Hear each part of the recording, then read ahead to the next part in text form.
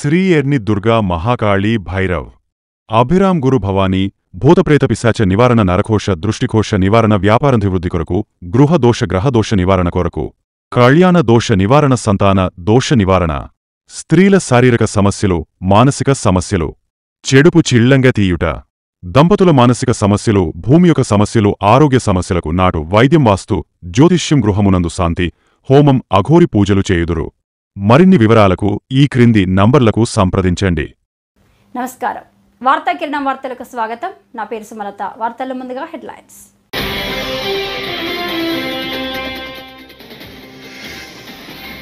పోసానిని గుంటూరుకు తరలించిన సిఐడి అధికారులు.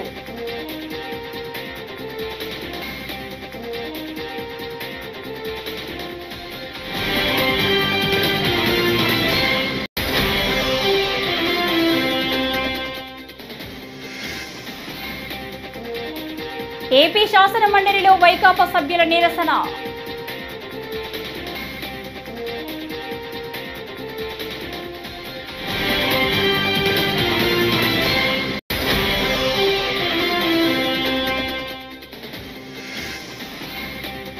ఇరవై శాతం కమిషన్ తప్ప కాంగ్రెస్ ప్రభుత్వానికి విజన్ లేదు కేటీఆర్.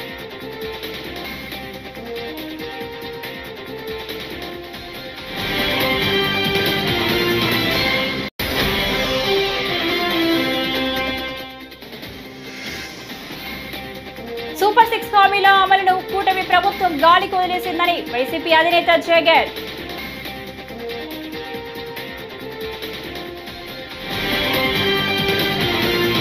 ఇక డీటెయిల్స్ చూస్తే ఫీజు రీయింబర్స్మెంట్ అంశంపై ఆంధ్రప్రదేశ్ శాసన మండలిలో వైకాపా సభ్యులు ఆందోళన చేపట్టారు. ప్లకార్డులు పట్టుకుని చైర్మన్ పోడియం వద్ద నిరసన తెలిపారు. నిరుద్యోగ భృతి 20 లక్షల ఉద్యోగాల కల్పన అంశాలపై చర్చించాలని వైకాపా సభ్యులు వాయిదా తీర్మానం కోరారు. దీనికి మండలి చైర్మన్ నిరాకరించారు. అయితే తాము దీనిపై చర్చించేందుకు సిద్ధంగా ఉన్నామని మంత్రి నారా లోకేష్ స్పష్టం చేశారు. ఆందోళనల మధ్య సభ పలుమార్లు వాయిదా పడింది. ఇచ్చిన వాయిదా తీర్మానం తిరస్కరించడమైనది. Papers including the list of business are deemed to have been laid on the table.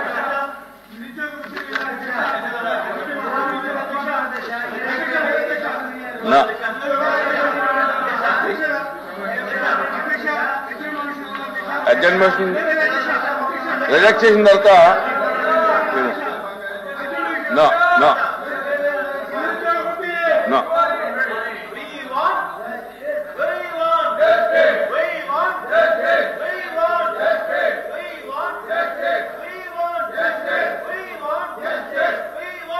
Please please కూర్చోండి, మీ సీట్లో కూర్చోండి please please please. No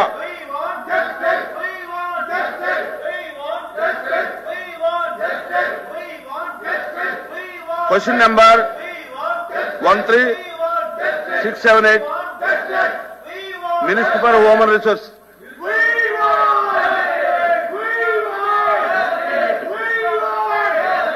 Human Resources Minister. Please, please, కూర్చోండి ప్లీజ్. అధ్యక్ష మాట్లాడండి.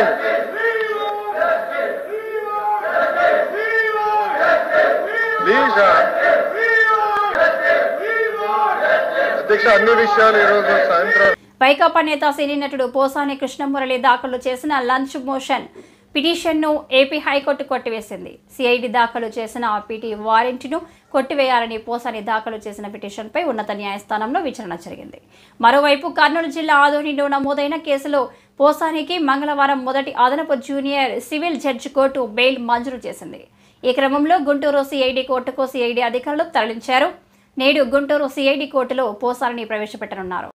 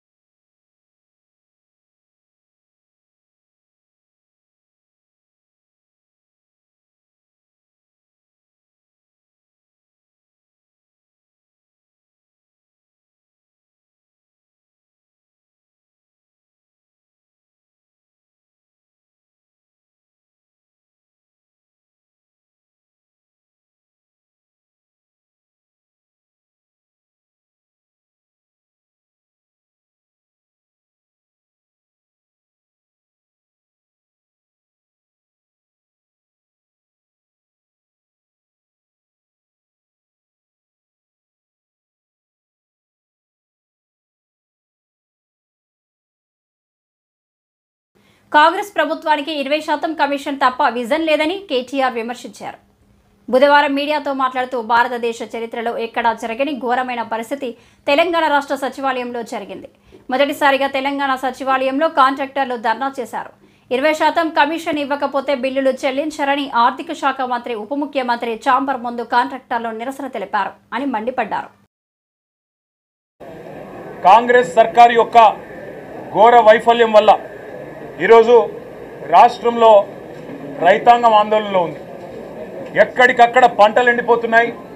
రైతులు ఇప్పటికే 480 పైచిలకు మంది రైతులు ఆత్మహత్య చేసుకున్నారు. వాళ్లకు కనీసం ఒక్క మాట, వాళ్లకు సాంత్వన చేకూర్చే మాట, వాళ్లకు ఉపశమనాన్ని ఇచ్చే మాట, వాళ్ళకు భరోసానిచ్చే ఒక్క మాటనన్నా గవర్నర్ నోటెంబడి వస్తుందేమో. పంటలు ఎండిపోకుండా కాపాడుతాం, నీళ్ళు ఇస్తాం, బుద్ధి తెచ్చుకున్నాం, ఇకనైనా బుద్ధితో మెదులుతామని చెప్పి ఒక్క మాటన్నా చెప్తారేమో అనుకున్నాం. ఒక్క మాట కూడా వారి నోటెంబడ రాలేదు. కాంగ్రెస్ సర్కారు యొక్క ఘోర వైఫల్యం వల్ల ఈరోజు రాష్ట్రంలో రైతాంగం ఆందోళనలో ఉంది. ఎక్కడికక్కడ పంటలు ఎండిపోతున్నాయి. రైతులు ఇప్పటికే 480 పైచిలకు మంది రైతులు ఆత్మహత్య చేసుకున్నారు. వాళ్లకు కనీసం ఒక్క మాట, వాళ్లకు సాంత్వన చేకూర్చే మాట, వాళ్లకు ఉపశమనాన్ని ఇచ్చే మాట, వాళ్ళకు భరోసానిచ్చే ఒక్క మాటనన్నా గవర్నర్ నోటెంబడి వస్తుందేమో. పంటలు ఎండిపోకుండా కాపాడుతాం, నీళ్ళు ఇస్తాం, బుద్ధి తెచ్చుకున్నాం, ఇకనైనా బుద్ధితో మెదులుతామని చెప్పి ఒక్క మాటన్నా చెప్తారేమో అనుకున్నాం. ఒక్క మాట కూడా వారి నోటెంబడ రాలేదు. సూపర్ 6 హామీల అమలును కూటమి ప్రభుత్వం గాలి కొదిలేసిందని వైసీపీ అధినేత జగన్ అన్నారు. బుధవారం వైసీపీ ఆవిర్భావ వేడుక సందర్భంగా తాడేపల్లిలోని పార్టీ కార్యాలయంలో ఆయన మాట్లాడుతూ ప్రజల కష్టాల నుంచే వైసీపీ ఆవిర్భవించిందని, ప్రతిపక్షంలో ఉండడం మనకు కొత్త కాదు, 15 ఏళ్లలో 10 ఏళ్లు ప్రతిపక్షంలోనే ఉన్నాం, కూటమి ప్రభుత్వం వచ్చాక వ్యవస్థలన్నీ నిర్వీర్యమయ్యాయని అన్నారు. ఈ కూటమి ప్రభుత్వం వచ్చి దాదాపుగా 10 నెలలుగా వస్తూ ఉంది. ఈ 10 నెలల కాలంలో ఎన్నికల వేళ వాళ్ళు చెప్పిన సూపర్ 6లు, సూపర్ 7లు అన్నీ గాలికి ఎగిరిపోయాయి. వ్యవస్థలన్నీ కూడా చదువులు కానీ, వైద్యం కానీ, గవర్నెన్స్ కానీ, వ్యవసాయం కానీ ఏది చూసుకున్నా కూడా వ్యవస్థలన్నీ కూడా నిర్వీర్యమైపోయిన పరిస్థితులు కనిపిస్తూ ఉన్నాయి. ఈరోజు పిల్లలకు సంబంధించిన ఫీజులకు సంబంధించిన బకాయిలు కూడా సంవత్సర కాలంలో ఫీజు రీఎంబర్స్మెంట్కు కావాల్సింది ఒక్కొక్క క్వార్టర్కు 700 కోట్ల రూపాయలు చొప్పున, సంవత్సరానికి 2800 కోట్ల రూపాయలు విద్యా దీవెన కింద 4 క్వార్టర్లకు సంబంధించిన కేటాయింపులు చేయాలి. అంటే 2800 కోట్లు. వసతి దీవెన కింద ప్రతి ఏడాది ఏప్రిల్ మాసం వచ్చేసరికి 1100 కోట్ల రూపాయలు కేటాయింపులు చేయాలి. అంటే గత ఏడాది ఈ 1100 కోట్లు, 2800 కోట్లు, ఈ రెండింటికి సంబంధించి 3900 కోట్ల రూపాయలకు కేటాయింపులు చేసి, ఖర్చు చేసి పిల్లల చదువులను ప్రోత్సహించాల్సిన పరిస్థితిలో ఈ ప్రభుత్వం చేసింది ఏమిటి అనంటే కేవలం 700 కోట్ల రూపాయలు మాత్రమే ఇచ్చి చేతులు దులుపుకున్న పరిస్థితులు. Congress MLC Balmuri Venkat BRS working president KTR కు సవాల్ విసిరారు. బుధవారం మీడియాతో మాట్లాడుతూ 10 ఏళ్లలో బీఆర్ఎస్ ఏం సాధించింది, 15 ఏళ్లలో కాంగ్రెస్ ఏం చేసిందో చర్చకు రండి, మేం నిరూపిస్తాం, దళితుడిని సీఎం చేస్తానని గతంలో మీ మేనిఫెస్టోలో చేర్చారు, దీనికి ఖర్చు లేదు, కానీ మీరు అధికారంలో ఉన్నప్పుడు ఆ పని ఎందుకు చేయలేదు అని ప్రశ్నించారు. నిజంగా కేటీఆర్ గారికి నేను మీడియా ద్వారా సూటిగా ఒక సవాల్ విసిరదలుచుకున్నా. నిజంగా మీకు చిత్తశుద్ధి ఉంటే మీ 10 ఏళ్ల మీ పరిపాలనలో మీరు ఏం చేసిర్రో మీరు చర్చకి రండి. మా 15 నెలల పరిపాలనలో మా ప్రభుత్వం ఏం చేసిందో మేము చెప్తాం. మీరు ఈరోజు మా హామీలు, మా గ్యారంటీల గురించి మాట్లాడుతున్నారు. మీ మేనిఫెస్టోలో ఒక హామీ ఉండే, ఒక గ్యారంటీ ఉండే, దానికి ఎటువంటి డబ్బు అవసరం లేకుండే, దానికి రూపాయి ఖర్చు లేకుంటే ఇచ్చే హామీ ఒకటి ఉండే, అది దళితుని ముఖ్యమంత్రి చేస్తా అని చెప్పి మీరు మాట్లాడారు. మీరు ఎందుకు చేయలేకపోయినరు? చేయకపోతే తల నరుక్కుంటాను నువ్వు మాట్లాడినావు. ముందు వాస్తవానికి తెలంగాణ రాష్ట్రంలో ఉన్న దళిత సోదరులకి దానిపైన సమాధానం చెప్పి దాని తర్వాత మీ తండ్రి గారు కానీ నువ్వు మాట్లాడాలని చెప్పి కేటీఆర్ గారికి సూచిస్తున్నా.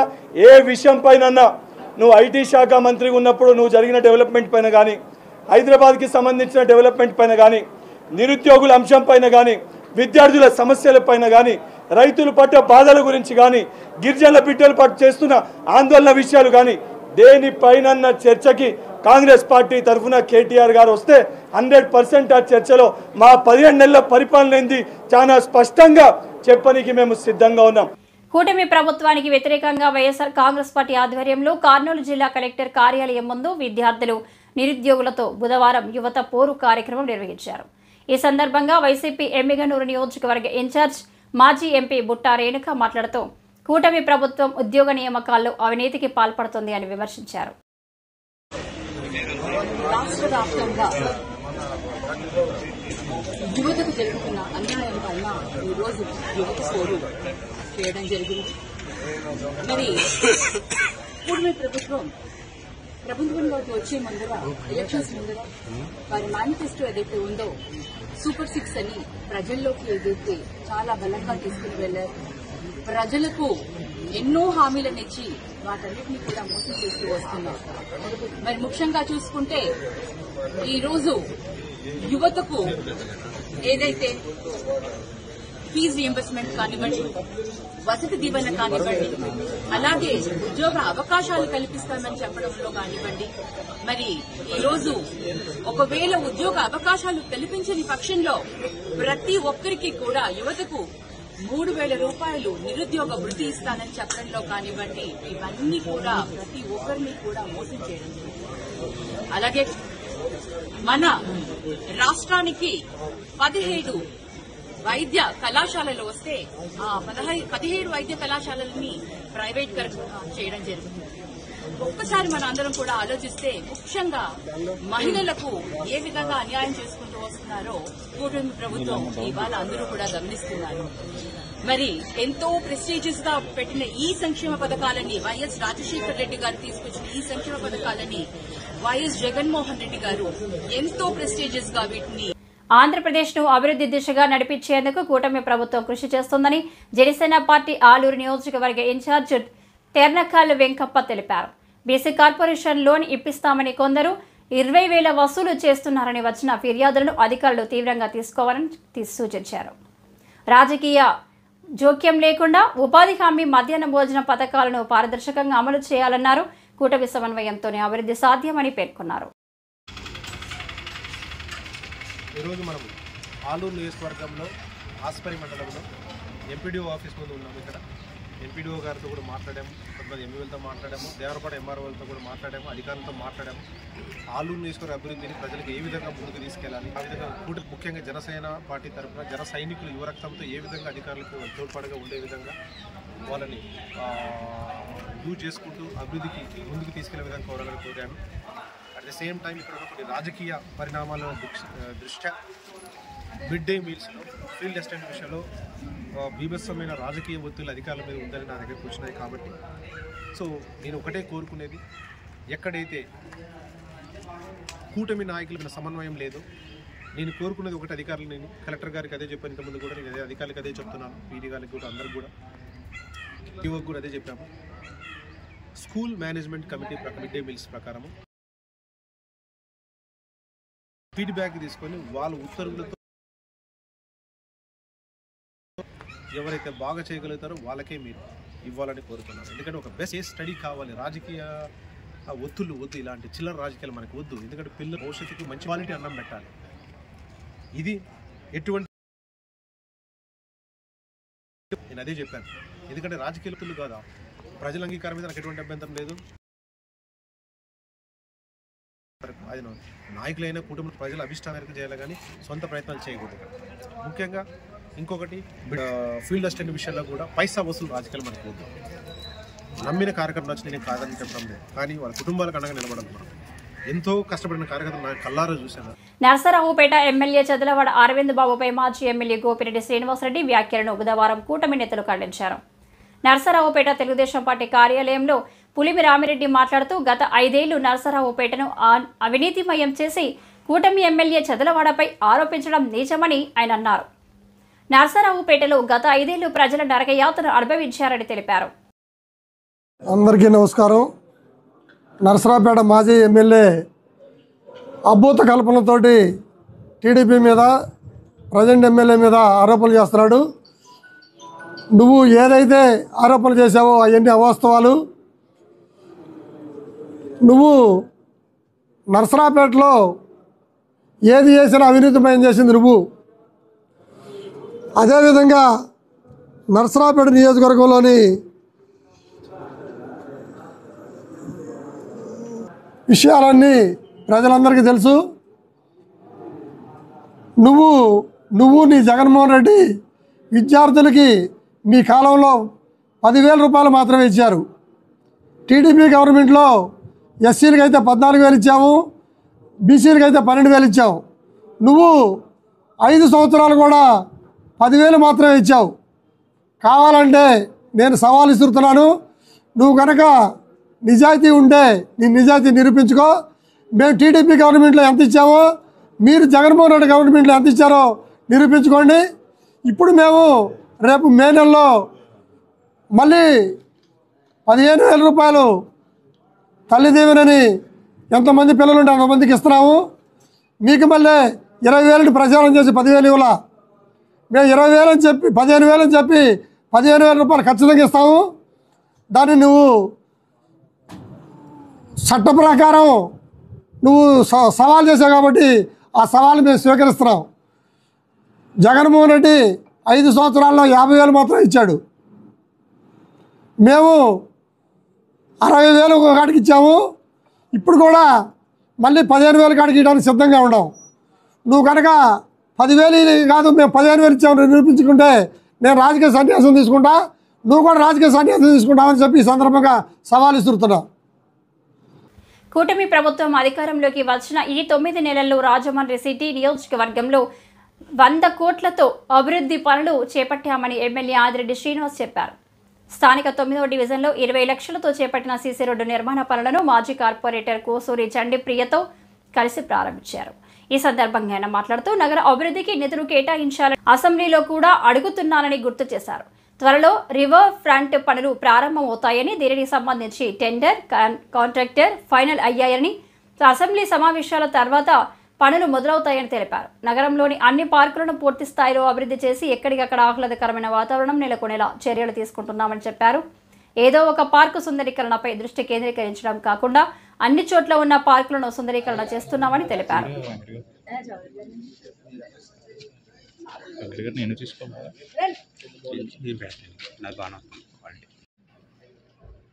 9వ వార్డులో అభివృద్ధి కార్యక్రమాలకి శ్రీకారం చుట్టడం జరిగింది. సుమారు 20 లక్షలు విలువ చేసే వర్క్ ఏదైతే రోడ్డుని నిర్మాణం చేసుకోవడం, దాన్ని ప్రారంభించుకోవడం జరుగుతుంది. గతంలో చెప్పిన అంశాలే ఇప్పుడు మళ్ళా ప్రజలకి తెలియజేసేది ఏంటంటే, ఇప్పటికీ సుమారు 100 కోట్ల పై పనులు ప్రారంభించుకున్నాం, ప్రారంభించుకోవాల్సినవి ఉన్నాయి, కొన్ని పూర్తి చేసుకున్నాం కూడా. అంటే ఈ 9 నెలల్లో సుమారు 100 కోట్ల పనులు రాజమహేంద్రవరంలో అభివృద్ధి కార్యక్రమాలు చేసుకున్నాం. అతి దగ్గరలో ఈ అసెంబ్లీ సెషన్స్ అయిన తర్వాత గోదావరి గట్టున రివర్ ఫ్రంట్ టెండర్ కూడా ఫైనల్ అయ్యింది, కాంట్రాక్టర్ ఫైనల్ అయ్యారు, వాళ్ళకి వర్క్ని కేటాయించడం దగ్గరలో ప్రారంభించుకోబోతా ఉన్నాం. దాంతోపాటు నగరంలో ఉన్న అనేకమైన పార్కులు, ఏదో ఒక పార్క్నే ఎంచుకొని ఆ ఒక్క పార్క్ని అభివృద్ధి చేసి ఆ ఒక్క పార్క్ని కేంద్రీకరంగా చేయడం అన్నది కాకుండా నగరంలో ఉన్న ప్రధానమైన పార్కులు అన్నింటినీ కూడా అభివృద్ధి చేసే కార్యక్రమం కూడా తీసుకున్నాం. అక్కడ మళ్ళీ పార్కులు చేసేటప్పుడు కూడా అధికారులు నిర్ణయం తీసుకోవడం కాదు, అక్కడ స్థానికంగా ఆ పార్క్ కమిటీ అనేది ఉంటున్నారు, చుట్టుపక్కల ప్రజలు ఉంటా ఉన్నారు, మా ఎన్డీఏ కూటమి నాయకులు ఉంటా ఉన్నారు. అందరితో చర్చించి వారి యొక్క అవసరాలు ఏంటి, పార్క్ ఏం చేస్తే వాకర్స్ వస్తారు, తద్వారా ప్రజలందరూ కూడా ఆహ్లాదకరమైన వాతావరణం క్రియేట్ చేయడానికి అవకాశం ఉంటుంది దాని మీద చర్చించి నిర్ణయాలు తీసుకుంటా ఉన్నారు. దాన్ని కూడా అతి దగ్గరలో ప్రారంభించుకోబోతా ఉన్నాం. ఎప్పటికప్పుడు రాజమహేంద్రవరం సమస్యలపైన అసెంబ్లీలో కూడా లేవనెత్తడం జరుగుతూ ఉంది.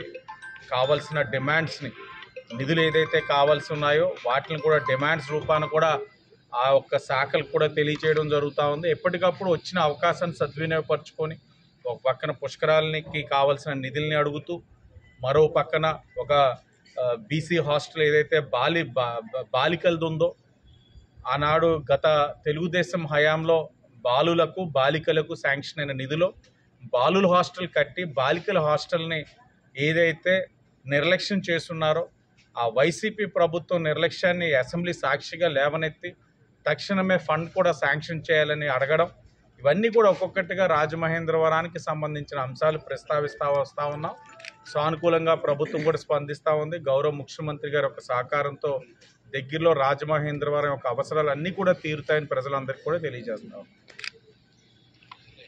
చిత్తూరు జిల్లా పులిచెర్ల మండలం దేవలంపేట శ్రీ లక్ష్మీ నరసింహస్వామి ఆలయ బ్రహ్మోత్సవాలలో 5వ రోజు బుధవారం స్వామివారు విశేష వాహనంపై భక్తులకు దర్శనమిచ్చారు. ఆలయంలో ఉదయం స్వామివారికి అభిషేకం నిర్వహించి ప్రత్యేకంగా అలంకరించి పూజలు జరిపి గ్రామోత్సవం నిర్వహించారు.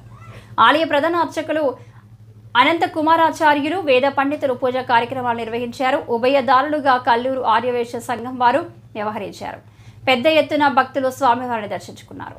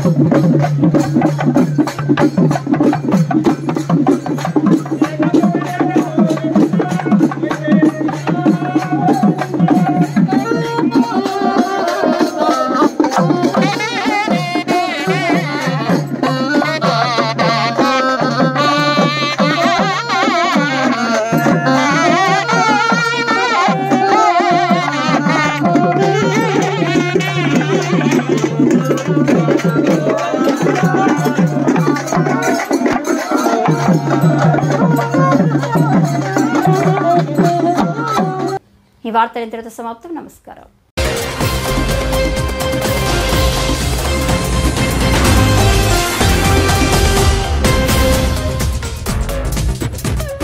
శ్రీ ఎర్ని దుర్గా మహాకాళీ భైరవ్ అభిరామ్ గురు భవానీ భూతప్రేత పిశాచ నివారణ నరకోశ దృష్టికోశ నివారణ వ్యాపారాభివృద్ధి కొరకు గృహదోష గ్రహదోష నివారణ కొరకు కళ్యాణ దోష నివారణ సంతాన దోష నివారణ స్త్రీల శారీరక సమస్యలు మానసిక సమస్యలు చెడుపు చిళ్లంగా తీయుట దంపతుల మానసిక సమస్యలు భూమి యొక్క సమస్యలు ఆరోగ్య సమస్యలకు నాటు వైద్యం వాస్తు జ్యోతిష్యం గృహమునందు శాంతి హోమం అఘోరి పూజలు చేయుదురు. మరిన్ని వివరాలకు ఈ క్రింది నంబర్లకు సంప్రదించండి.